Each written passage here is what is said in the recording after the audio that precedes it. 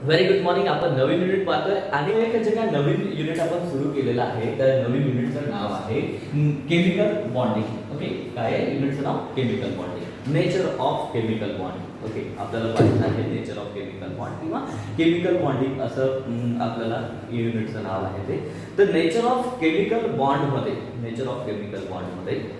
आपण वेगवेगळ्या टाईपचे बॉन्ड्स जे आहेत ते पाहणार आहोत. केमिकल बॉन्ड्स जे आहेत ते पाहणार आहोत. ओके, तर पहिल्यांदा आपण लक्षात घेऊ की केमिकल बॉन्डिंग काय असतं, बॉन्ड्स कशाला आपण म्हणत असतो. ओके, खूपदा आपल्या केमिस्ट्रीमध्ये बऱ्याच ठिकाणी येत असतं की बॉन्ड बॉन्ड बॉन्ड. तर बॉन्ड काय असतं हे आपण लक्षात घेऊ. ओके, तर बॉन्ड म्हणजे काय असतं, तर सिंपल लँग्वेज मध्ये जर सांगायचं झालं तर मी असं म्हणाल की bond is a force of attraction. Bond is a force of attraction असं आपल्याला म्हणता येईल. The bond is a force of attraction which in between the two ions और टू मॉलिक्युल्स. दोन ॲटमच्या, दोन आयन्सच्या, दोन मॉलिक्युलच्या मधातलं force of attraction. Atom, ion आणि मॉलिक्युलच्या मधातलं फोर्स ऑफ अट्रॅक्शन म्हणजे असतं बॉन्डिंग. म्हणजे काय असतं? बॉन्डिंग. आता ॲटम, आयन आणि मॉलिक्युलच्या मधातलं फोर्स ऑफ अट्रॅक्शन तर असतं जसं की तुमच्यात आणि माझ्यातही आता असतं. ओके, तुमच्यात जे ॲटम, आयन आणि मॉलिक्युलच्या मध्ये जे फोर्स ऑफ अट्रॅक्शन असतं त्याला आपण बॉन्ड म्हणत असतो. ओके, तसाच बॉन्ड तुमच्यात आणि माझ्यातही आता तयार झालेला आहे. तुमच्यात आणि माझ्यातही फोर्स ऑफ अट्रॅक्शन आहे की नाही आता? ओके, आता तुमच्यात आणि माझ्यात कसं काय फोर्स ऑफ अट्रॅक्शन आहे, तुमच्यात आणि माझ्यात कसं काय बॉन्ड तयार झाला? ओके, तर तो बॉन्ड असा तयार झाला का मी रोज वेळ काढून इथे येतो, तुम्हाला शिकवतो.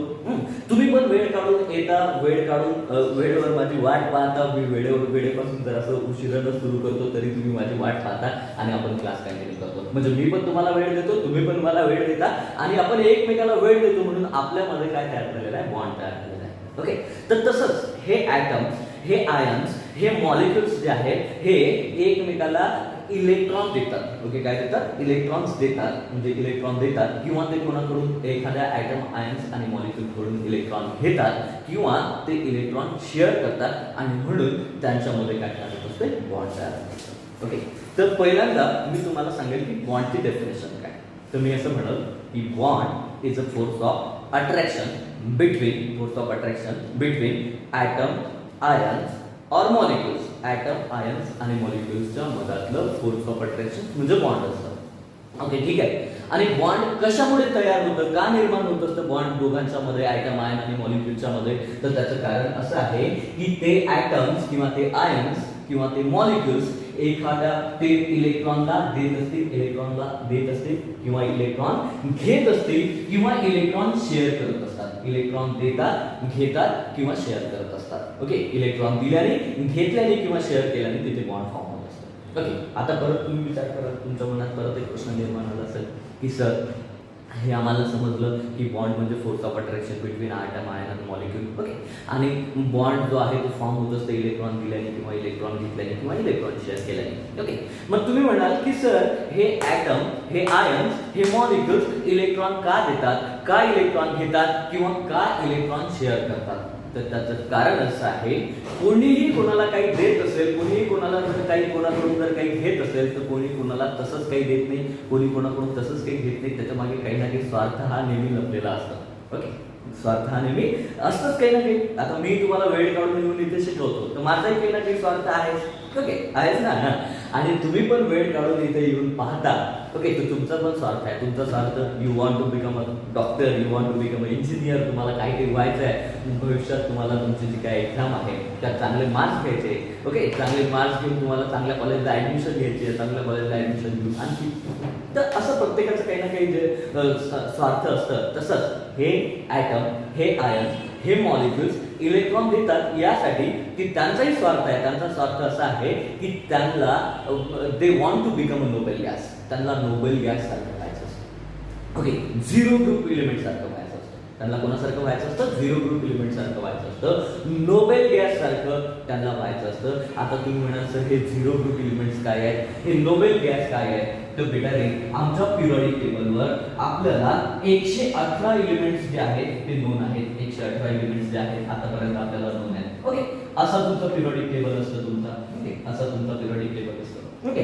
आणि या पिरियोडिक टेबल मध्ये हे जे एलिमेंट्स आहेत ते आपण वर्गीकृत करून क्लासिफाय करून ठेवलेले आहेत. तर त्याच्यामध्ये हा फर्स्ट ग्रुप एलिमेंट्स असतात, हे जे सेकंड ग्रुप एलिमेंट्स असतात, इथून थर्ड ग्रुप पासून ते 12 ग्रुप पर्यंत इथे आहे, आणि हे 13 असतात, 13 पासून ते 18. म्हणजे तुमच्या पिरियोडिक टेबल मध्ये टोटल 1 to 18 काय आहे ग्रुप आहे. 1 to 18 ग्रुप आहे तुमच्या पिरियोडिक टेबलवर. तुमचे माइक्स जे आहेत ना बंद ठेवा, मी समजावून दिल्यावर मग मी तुम्हाला सांगेल तेव्हा सुरू करा. ओके. तर 1 to 18 जे आहे ते ग्रुप आहे तुमच्या पिरियोडिक टेबलवर. तर तुमच्या पिरियोडिक टेबलवरचा हा जो ग्रुप आहे 18 नंबरचे, हे ठीक आहे 18 नंबरचा जो काय ग्रुप आहे, या 18 नंबरचा हा जो ग्रुप आहे, या ग्रुपला आपण म्हणत असतो झिरो ग्रुप एलिमेंट्स. याला काय म्हणत असतो आपण? झिरो. ओके, ग्रुप एलिमेंट्स असं आपण झिरो ग्रुप एलिमेंट म्हणत असतो. आणि या झिरो ग्रुप एलिमेंट्स मध्ये तुमचे हे जे काही झिरो ग्रुप एलिमेंट्स असतात यांच्यामध्ये यांच्या आउटर सेल मध्ये म्हणजे लास्ट सेल मध्ये 8 इलेक्ट्रॉन्स असतात. ओके. तुमचे जे काय बाकीचे सगळे एलिमेंट्स आहेत, हे 118 हे जे काय बाकी सगळे एलिमेंट्स आहेत, या सगळ्या एलिमेंटच्या शेवटच्या सेल मध्ये 8 इलेक्ट्रॉन नसतात. त्यांचं ऑक्टेट कंप्लीट नसतं. फक्त तुमच्या पिरियोडिक टेबलवरचे हे जे काय 18 ग्रुप एलिमेंट्स आहेत हेच फक्त, ओके, हेच असे एलिमेंट्स आहेत की त्यांच्या आउटर सेल मध्ये 8 इलेक्ट्रॉन. ओके.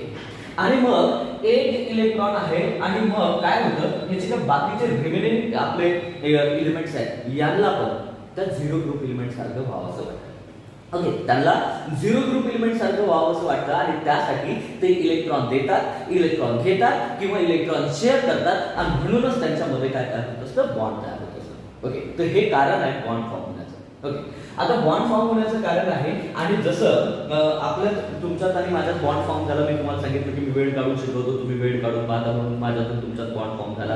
ओके. तुमच्यात आणि तुमच्या मित्रमैत्रिणीमध्ये बॉन्ड फॉर्म झालेला असेल, तुम्हाला माहिती आहे force of attraction, you know force of attraction very well, आहे की नाही? तर फोर्स ऑफ अट्रॅक्शन म्हणजेच बॉन्ड असतं. तर आता बॉन्डिंग तुमच्यात आणि माझ्यात जी बॉन्डिंग आहे ती काही वेगळ्या टाईपची आहे. तुमच्यात आणि तुमच्या मित्रमैत्रिणीमध्ये मित्रात असलेली बॉन्डिंग वेगळी आहे, मैत्रिणीमध्ये असलेली वेगळी बॉन्डिंग वेगळी आहे, माझ्यात आणि हे इथे दुसरे सर आहेत त्यांच्यात आणि माझ्यातही एक बॉन्डिंग आहे, तर ती बॉन्डिंग वेगळी आहे. ओके, बरोबर आहे ना? तर कसं असतं, आपल्यात जी बॉन्डिंग असतं समजा, ओके, तिला आपण वेगवेगळे नावं दिलेले आहेत. फॉर एक्झाम्पल, तुमच्या दोन मित्रामध्ये जी काय फोर्स ऑफ अट्रॅक्शन असते त्याला तुम्ही मैत्री म्हणता. ओके, मैत्री म्हणतात. काही लोक मैत्री, दोस्ती, आहे की नाही? काही लोकांची यारी, काही लोकांचा तर यारा नाही असते. ओके, ठीक आहे. तर तसंच इकडे पण इलेक्ट्रॉन दिल्याने, इलेक्ट्रॉन घेतल्याने आणि इलेक्ट्रॉन शेअर केल्याने बॉन्ड तयार होतात, आणि त्या बॉन्डचे टाइप्स आहेत. ओके, तर इथे आपल्याला टाइप्स ऑफ जर बॉन्डचे जर आपण टाइप्स पाहिले तर आपल्याकडे आयनिक बॉन्ड, ओके, नंतर आपल्याला कोव्हॅलंट बॉन्ड, नंतर तुमचा coordinate bond, metallic bond, okay, hydrogen bond, आणि नंतर काय तुमचा van der Waals force of attraction, van der Waals bonding पण आपल्याला ॲटम, आयन्स आणि मॉलिक्युल्सच्या मध्ये पाहायला भेटेल. ओके, तर या युनिटमध्ये आपल्याला हे सगळे बॉन्ड्स जे टाइप्स जे आहेत ते वन बाय वन कंटिन्यू करायचे आहेत. तर त्यामध्ये तुम्हाला की हे जे काही सगळे टाइप्स आहेत बॉन्डचे, हे सगळे वन बाय वन कंटिन्यू करायचे आहेत. तर त्यापैकी एक बॉन्ड जो आहे तो आहे तुमचा आयनिक बॉन्ड, आणि आयनिक बॉन्ड आपण सगळ्यात आधी स्टडी करायला घेऊ, डिस्कस करायला घेऊ. आयनिक बॉन्ड कशाला म्हणतात हे इथे मी लिहितो, आयनिक बॉन्ड तुम्हाला समजावून देतो. ओके, तर आता आयनिक बॉन्ड जर आपल्याला सुरुवातीला पाहायचा झाला तर मी तुम्हाला आयनिक बॉन्डच्या बाबतीत एक गोष्ट सांगतो का हा आयनिक बॉन्ड फॉर्म होणार आहे. तसंच आता तेच कारण राहणार आहे, इलेक्ट्रॉन दिल्याने, इलेक्ट्रॉन घेतल्याने किंवा इलेक्ट्रॉन शेअर केल्याने. तर आयनिक बॉन्ड फॉर्म होत असतं दोन ॲटमच्या मध्ये. त्या दोन ॲटम पैकी एक ॲटम जो आहे तुमचा, तो तुमच्या पिरियोडिक टेबलवरचा या एस ब्लॉक मधला असायला पाहिजे. तो जो काय एक ॲटम असेल तो तुमच्या पिरियोडिक टेबलवरचा कुठला असायला पाहिजे? एस ब्लॉक मधला असायला पाहिजे. आणि जो काय दुसरा एलिमेंट राहील की ज्याच्यामध्ये बॉन्ड फॉर्म होईल तो तुमच्या पी ब्लॉक मधला असायला पाहिजे. मी सगळी गोष्ट तुम्हाला समजावून देतो, बिलकुलच गोंधळून जाण्याचं काम नाही, बिलकुल टेन्शन घेऊ नका. ओके, आपण आयनिक बॉन्ड पाहतोय, आणि या आयनिक बॉन्डला, ओके, आयनिक बॉन्ड जेव्हा फॉर्म होतं तर आयनिक बॉन्ड दोन ॲटमच्या मध्ये फॉर्म होत असतं आणि त्या दोन ॲटम पैकी एक ॲटम S ब्लॉक एलिमेंट्स मधला असतं आणि एक ॲटम P ब्लॉक एलिमेंट्स मधला असतं मोस्ट ऑफ द टाइम. त्याचं कारण असं आहे की हे S block element most electropositive आहे. ठीक आहे, मोस्ट इलेक्ट्रोपॉझिटिव्ह आहे. ओके, आणि हे जे काय तुमचे P ब्लॉक एलिमेंट्स आहे हे मोस्ट इलेक्ट्रोनिगेटिव्ह आहे आणि म्हणून हा बॉन्ड मोस्ट इलेक्ट्रोपॉझिटिव्ह आणि मोस्ट इलेक्ट्रोनिगेटिव्ह एलिमेंटच्या मध्ये घडून येतो. ओके, तर तुमच्या एक गोष्ट लक्षात आली असेल का आयनिक बॉन्ड म्हणजे मी सांगतोय तुम्हाला की आयनिक बॉन्ड कोणाच्या मध्ये होईल S ब्लॉकच्या आणि P ब्लॉकच्या एलिमेंट्सच्या मध्ये. का होणार आहे? कारण S block element most electropositive आहे. ओके, आणि हे मोस्ट इलेक्ट्रोनिगेटिव्ह आहे. ओके, आता बॉन्ड कसा फॉर्म होतो ते आपण एक पाहू. ओके, आणि मग त्याच्या संदर्भातल्या सगळ्या गोष्टी ज्या आहेत त्या आपण परत समजावून घेऊ. तर आयनिक बॉन्डचे एक एक्झाम्पल आहे जे तुम्हाला सगळ्यांना वेल नोन आहे. ओके, NaCl जे आहे, NaCl जे आहे, ओके, तुमचं NaCl जे आहे ना, हे एक आयनिक कंपाऊंड आहे आणि या NaCl च्या मध्ये जो बॉन्ड आहे, या NaCl च्या मध्ये जो बॉन्ड आहे तो जो काय बॉन्ड आहे असं मी दाखवला, कसंही दाखवलं तरी काही इश्यू नाही आहे. ओके, हा जो बॉन्ड आहे हा कुठल्या टाईपचा बॉन्ड आहे बेटा तुमचा? आयनिक. आता लक्षात घ्या, हा जो काय तुमचा सोडियम आहे, हा Na जो आहे तुमचा, Na जो आहे हा तुमचा S ब्लॉक मधला एलिमेंट नाहीये का? पहा बरं, तुम्ही घरी थोडंसं क्रॉस चेक करा, थोडंसं वेळ लागू द्या आणि पहा तुम्हाला इथे हायड्रोजन, ओके, हायड्रोजन झाल्यानंतर तुम्हाला ना इथे तुम्हाला सोडियम दिसेल. ओके, तर हा सोडियम S ब्लॉक एलिमेंट आहे, इलेक्ट्रोपॉझिटिव्ह आहे, S ब्लॉक एलिमेंट आहे. ओके, आणि हा जर तुम्ही क्लोरीन विचार कराल तर हा क्लोरीन तुमचा P ब्लॉक एलिमेंट आहे. इथे तुम्हाला P ब्लॉक एलिमेंट्स मध्ये इथे तुम्हाला क्लोरीन दिसेल आणि या क्लोरीनच्या खाली तुम्हाला इथे तुमचा क्लोरीन दिसेल. तुम्ही घरी जर थोडंसं पाहिलं. ओके, तर म्हणजे आयनिक बॉन्ड हा S ब्लॉक एलिमेंट आणि P ब्लॉक एलिमेंटच्या मध्ये होत असते, म्हणजे इलेक्ट्रोपॉझिटिव्ह आणि इलेक्ट्रोनिगेटिव्हच्या मध्ये होत असते. ओके, आता मी तुम्हाला सांगतो का इलेक्ट्रोपॉझिटिव्ह आणि इलेक्ट्रोनिगेटिव्ह एलिमेंटच्या मध्ये हा बॉन्ड कसा तयार होतोय ते आपण थोडंसं व्यवस्थित लक्षात घेऊ. ओके, आपण सगळ्यात पहिले लक्षात घ्या की मी सोडियम जो आहे हा घेतोय. हा, आता हा सोडियम घेतला तर या सोडियमचा ॲटॉमिक नंबर आहे 11. सोडियमचा ॲटॉमिक नंबर 11. आता सोडियमचा ॲटॉमिक नंबर 11 आहे, तर याचं इलेक्ट्रॉनिक कॉन्फिगरेशन, सोडियमचं electronic configuration 1s2 2s2 2p किती 2p 1s2 2s2 2p किती 2p6. ओके, म्हणजे 2 आणि 2 4 आणि 6 10 झाले. 2p6 आणि नंतर काय 3s1 3s असं इलेक्ट्रॉनिक कॉन्फिगरेशन तुमच्या सोडियमचं आहे. ओके, मी याच इलेक्ट्रॉनिक कॉन्फिगरेशनला असंही लिहू शकतो. पहिल्या नंबरच्या सेल मध्ये सोडियमचा 2 इलेक्ट्रॉन्स आहेत. ओके, 1 नंबरच्या सेल मध्ये 2 इलेक्ट्रॉन आहेत. 2 नंबरच्या सेल मध्ये किती इलेक्ट्रॉन्स आहेत? 2 नंबरच्या सेल मध्ये 8 इलेक्ट्रॉन्स आहेत, म्हणजे 2,8 लिहू शकतो. आणि ही जी तिसऱ्या नंबरची सेल आहे तिच्यामध्ये 1 इलेक्ट्रॉन आहे. ओके, आणि मग तुम्ही मला सांगा का सोडियमला जर नोबेल गॅस सारखं व्हायचं झालं, सोडियमला जर 0 ग्रुप एलिमेंट सारखं व्हायचं झालं, सोडियमला जर त्याच्या शेवटच्या सेल मध्ये 8 इलेक्ट्रॉन कंप्लीट करायचे झाले, तर सोडियम त्याच्या लास्ट सेल मधून 1 इलेक्ट्रॉन डोनेट करेल, तेव्हा कुठे जाऊन त्याच्या शेवटच्या सेल मध्ये किती इलेक्ट्रॉन तयार होतील? ऑक्टेट कंप्लीट होतील, 8 इलेक्ट्रॉन. ओके, शेवटच्या सेल मध्ये 0 होतील. ओके, आणि मग शेवटच्या सेल मध्ये 0 झाल्यावर शेवटची सेल तर आलीच ना, ही लास्ट सेल राहील मग तिथे 8 इलेक्ट्रॉन्स होतील. कसे तर आपण इथे पाहूया. ओके, सोडियमने 1 इलेक्ट्रॉन गमावला म्हणून सोडियमवर चार्ज कुठला आला बेटा? सोडियमने इलेक्ट्रॉन गमावला म्हणून सोडियमवर एक पॉझिटिव्ह चार्ज आला. लक्षात घ्या. ओके, इथे सोडियमचा ॲटॉमिक नंबर 11 आहे. सोडियमने ना कोणाला इलेक्ट्रॉन दिलेले आहे, ना सोडियमने कोणाकडून इलेक्ट्रॉन घेतलेले आहे, आणि म्हणून सोडियमवर कुठल्याच प्रकारचा चार्ज नाही, ना पॉझिटिव्ह ना निगेटिव्ह, तो न्यूट्रल आहे.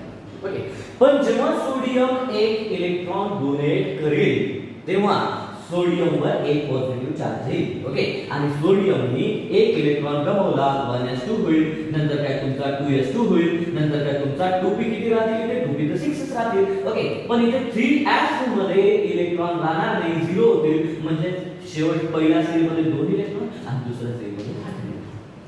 ओके, सोडियम जेव्हा एक इलेक्ट्रॉन डोनेट करते तेव्हा सोडियमचं ऑक्टेट कंप्लीट होतं. ठीक आहे. आता हे झालं सोडियमचं. आता आपण थोडासा क्लोरीनचा विचार करा. ओके, तर क्लोरीनचा जर विचार करायचा झाला तर Cl क्लोरीनचा जो ॲटम आहे त्याचा ॲटॉमिक नंबर, क्लोरीनचा ॲटॉमिक नंबर किती आहे? तर क्लोरीनचा ॲटॉमिक नंबर आहे 17. ओके, 17. ओके, आपल्याला माहित पाहिजे हे ॲटॉमिक नंबर माहितच पाहिजे आपल्याला. तर 17 आहे त्याचे इलेक्ट्रॉनिक कॉन्फिगरेशन होईल 1s2. Okay, 2s2. Okay, 2p किती तुमचा 6, 2p6. हे जे काही इलेक्ट्रॉनिक कॉन्फिगरेशन मी इथे लिहितोय हे आमचं झालेलं आहे. मी याच्यावर एक सेपरेट व्हिडिओ काही बनवलेले आहे. ज्यांना हे समजत नसेल त्यांनी मागे जाऊन पाहायचे आहे. ओके, आणि हे नवीन युनिट आपण सुरू केलं आहे हे सगळ्यांना समजलं पाहिजे. ओके, मी सगळ्यांना प्रत्येक गोष्ट समजून दिल्याशिवाय मी तुम्हाला सोडणार नाही आहे. तर बिलकुल चिंता करू नका. ओके, क्लोरीनचा ॲटॉमिक नंबर 17 आहे. 2 इथे दिले, 2 इथे दिले आणि 6 इथे दिले म्हणजे 10 झाले. ओके, 3s किती होतील तुमचे? 3s2. ओके, नंतर तुमचे 3p किती होतील? तर 3p5 होतील. ओके, काउंट करा. पहिल्या नंबरच्या सेल मध्ये 2 इलेक्ट्रॉन्स आहेत म्हणजे मी इथे लिहितो पहिल्या नंबरच्या सेल मध्ये 2 इलेक्ट्रॉन्स आहेत.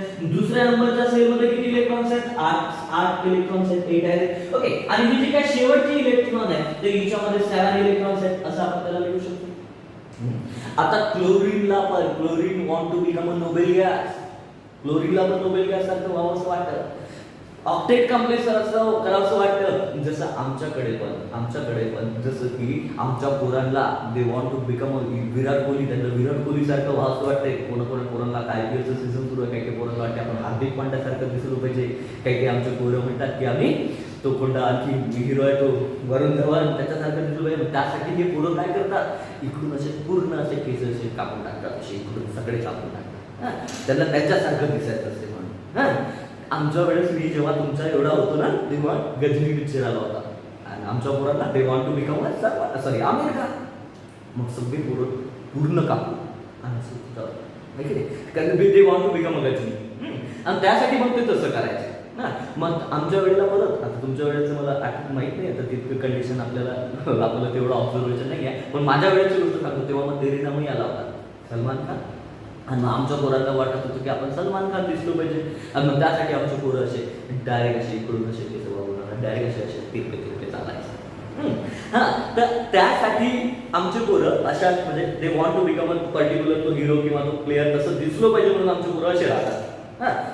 ही तर आमच्या पोरांची गोष्ट झाली. ओके, आता जर पोरीची गोष्ट सांगायची झाली तर तुम्हाला सांगतो. Okay, they want to become a यामी, शादी, संगीत, हे ते फेअर लावली आहे की नाही. तर ते त्याला तसं दिसायचं असते म्हणून त्या तसं ट्राय करतात. आता मी जास्त काही जाणार नाही तिकडे. ओके, तर या क्लोरीनला पण दिसायचं आहे कोणासारखं? आपल्याला जसं हिरोईन सारखं दिसावं असं वाटते तसं यांना पण हिरोईन सारखं दिसावं असं वाटते. पण यांचा यांची हिरोईन कोण आहे? तर यांची हिरोईन आहे 18 रुपये. त्यांना त्यांच्यासारखं व्हायचं आहे. आता क्लोरीनला नोबेल गॅस सारखं व्हायचं आहे आणि त्यासाठी तो त्याच्या शेवटच्या सेलमध्ये 7 इलेक्ट्रॉन आहेत. त्याची ख्वाहिश आहे की एक मर्तबा एकदा त्याच्या शेवटच्या सेलमध्ये 8 झाले पाहिजे आणि 8 होण्यासाठी तो दुसऱ्या कोणाकडून तरी 1 इलेक्ट्रॉन घेईल. ओके, आता जर समजा क्लोरीनने 1 इलेक्ट्रॉन घेतला,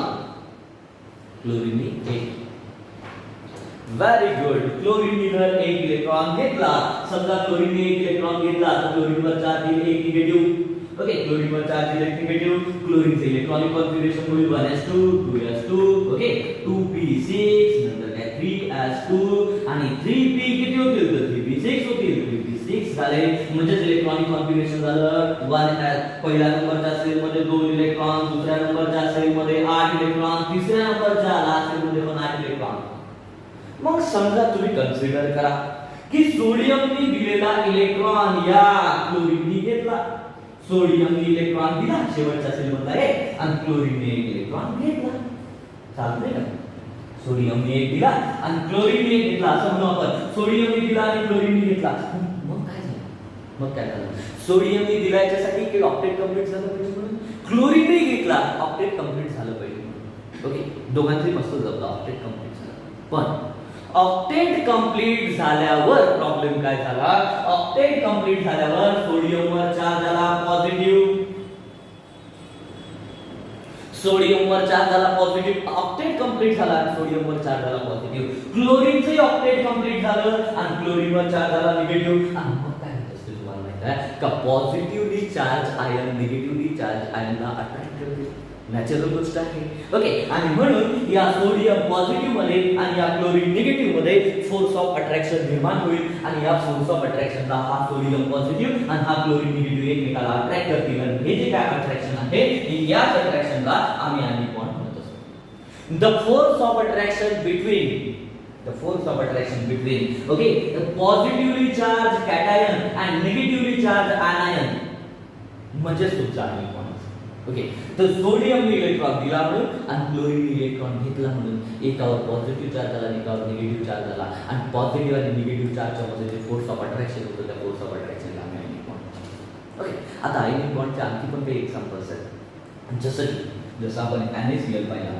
तसंच तुमचं NaBr पण होऊ शकते ओके NaBr पण होऊ शकते ओके NaBr हे होऊ शकते आणखी हा सोडियम ब्रोमाइड होऊ शकते आणखी तुमचं MgCl2 तर होऊ शकते MgCl2 होऊ शकतं तर हे सगळं MgCl2 पण होऊ शकतं मी हे सगळं तुम्हाला समजावून देतो पण त्यासाठी आधी तुम्ही या बोर्डवरचं सगळं लिहून घ्या मी तुम्हाला लिहायला वेळ देतो ओके एकदा आपण ते फुल स्टॉप घेऊ सगळ्या गोष्टीला स्क्रीनशॉट काढून ठेवा तर लिहून घ्या पॉज करून व्हिडिओ सगळं नोटबुकमध्ये लिहून घ्यायचं आहे नाही तर काय होते एक म्हण आहे मराठी आमच्या वेळेला फार म्हणायचे आणि नडी कुंकली सोनारे इकडून तिकडून गेले वारे म्हणजे इकडच्या कानाला ऐकायचं आणखी इकडच्या कानाला ऐकायचं इकडच्या कानाला सोडून द्यायचं लक्षात काहीच ठेवायचं नाही असं होत असते तर छानपैकी हे सगळं लिहून घ्या थोडंसं आपण पॉज घेऊ आणि परत कंटिन्यू करू काय होतं NaBr कसा फॉर्म होईल किंवा MgCl2 कसे फॉर्म होईल किंवा आणखी आयनिक कंपाऊंड कसे तयार होत असतात आणखी पण गोष्टी आपण कंटिन्यू करू तर मी तुम्हाला आधी सांगितलंय का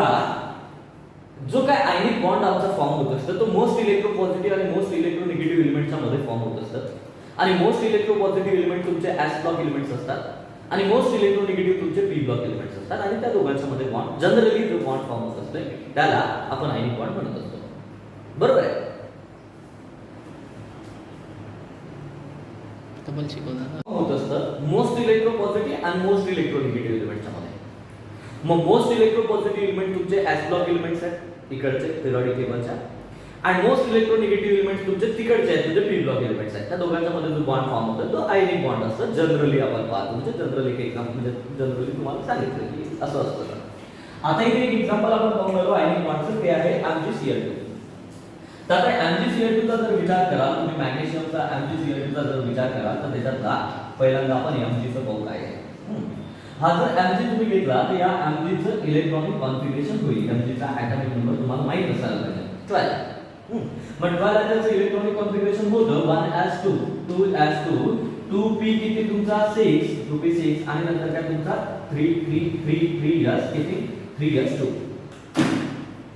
3p कुठं आहे 3s2 ओके तर इथे ओके असं झालं ना हे असं झालं ओके आता असं झाल्यानंतर तुम्ही मला सांगाल का इथपर्यंत गोष्ट तुमच्या लक्षात आलीच असेल ओके आता इलेक्ट्रॉनिक कॉन्फिगरेशन झालं मॅग्नेशियमच्या Mgच्या शेवटच्या सेलमध्ये इथे किती इलेक्ट्रॉन्स आहेत तर शेवटच्या सेलमध्ये तर पहिल्या सेलमध्ये इथे 2 इलेक्ट्रॉन्स आहेत पहिल्या सेलमध्ये 2 इलेक्ट्रॉन्स आहेत देन दुसऱ्या सेलमध्ये किती इलेक्ट्रॉन्स आहेत तर 8 आहेत ओके हे 2 आणि 2 हां आणि ही जी शेवटची सेल आहे तर या सेलमध्ये 2 इलेक्ट्रॉन्स आहेत अब मैग्नीशियम चाहता है कि उसके लास्ट सेल में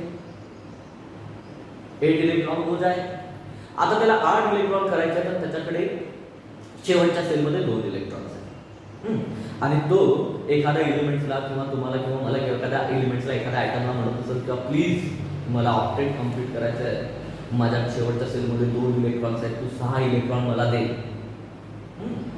तर असं चालेल का ओके असं नाही चालत तो असं चालणार नाही म्हणजे फॉर एक्झाम्पल मी तुम्हाला सांगतो ना मी तुम्हाला सांगतो फॉर एक्झाम्पल माझीच गोष्ट घ्या ना मी तुम्हाला आता समजा तुमचा क्लास घेतो आता मस्त येतो तसं सगळं व्यवस्थित सुरू आहे ओके पण तरी मी तुम्हाला म्हटलं की गडा पोरांनो तुम्हाला म्हणत नाही जाऊ तुम्हाला राग येते मला पोरं बोलतात ते तुम्हाला म्हणत नाही हे आमच्या बाजूला सर आहेत त्यांना म्हणतात सर मला फोन घ्यायचा आहे ते चला ना आताच घे सर ठीक आहे काय हरकत नाही अमुक फोन घ्यायचा आहे मला ठीक आहे काय हरकत नाही किती पैसे आहेत मग आता आपण म्हणत बुवा ठीक आहे मी दुकानात त्यांच्यासोबत घेऊन गेलो समजा 50,000चा एक फोन मी निवडला समजा आणि तिथे गेल्यावर जर माझ्याकडे 49,000 असले समजा मग ते सर काय म्हणते किंवा 48,000 असले म्हणजे सर काय म्हणून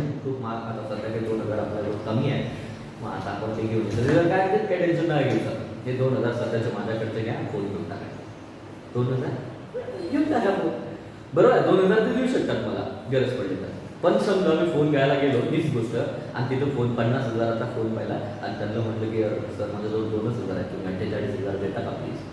ते काय म्हणते तुम्हाला माहिती आहे ना, शाबास. तर तसंच होणार आहे इथे. तर इथे याच्या शेवटच्या सेलमध्ये 2 इलेक्ट्रॉन आहेत, 6 इलेक्ट्रॉन कोणी त्याला देणार नाही. ओके, तर हा 2 इलेक्ट्रॉन देऊन टाकलेले आहेत. तर आता मॅग्नेशियम जर हे 2 इलेक्ट्रॉन लास्ट सेल मध्ये डोनेट करत असेल, हा इथे 2 इलेक्ट्रॉन डोनेट करत असेल, तर हा मॅग्नेशियम जो आहे, हा Mg जो आहे, हा डायपॉझिटिव्ह होईल. आता डायपॉझिटिव्ह मॅग्नेशियम जर घेतला तर त्याचं इलेक्ट्रॉनिक कॉन्फिगरेशन 1s2, नंतर काय 2s2, नंतर काय तुमचा 2p6 आणि 3s मध्ये 0 म्हणजे असं होईल. म्हणजे पहिल्या सेल मध्ये किती, पहिल्या सेल मध्ये किती 2, दुसऱ्या सेल मध्ये किती 8 असं होईल. तर हे झालं तुमचं मॅग्नेशियम डायपॉझिटिव्हचं इलेक्ट्रॉनिक कॉन्फिगरेशन. आता मॅग्नेशियम डायपॉझिटिव्हचं इलेक्ट्रॉनिक कॉन्फिगरेशन झालं. आता क्लोरीनचा विचार करू आपण. क्लोरीनचा atomic number 17. Okay, 1s2, 2s2, 2p किती तुमचा, 2p किती, ओके 2p किती तुमचा, 2p किती तुमचा, 2p6. ओके, नाही का 3s किती 2, नंतर काय 3p किती 5, किती 5. मग आता या मॅग्नेशियमने टोटल किती इलेक्ट्रॉन गमावले ते सांगा तुम्हाला. किती इलेक्ट्रॉन गमावले, 2. 2 पैकी समजा एक कन्सिडर करा, 2 पैकी, ओके मी असं कसं म्हणतो, या मॅग्नेशियम कडून 2 पैकी एक इलेक्ट्रॉन या मॅग्नेशियमने, एक इलेक्ट्रॉन समजा मॅग्नेशियमने या क्लोरीनला दिला, या क्लोरीनला. तर या क्लोरीनवर चार्ज काय,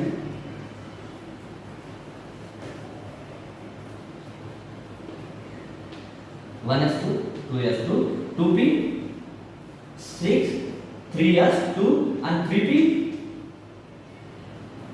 पहिल्या सेल मध्ये इलेक्ट्रॉन 2, दुसऱ्या सेल मध्ये इलेक्ट्रॉन 8, तिसऱ्या सेल मध्ये इलेक्ट्रॉन 8. जमलं. म्हणजे हा क्लोरीन पॉझिटिव्ह झाला.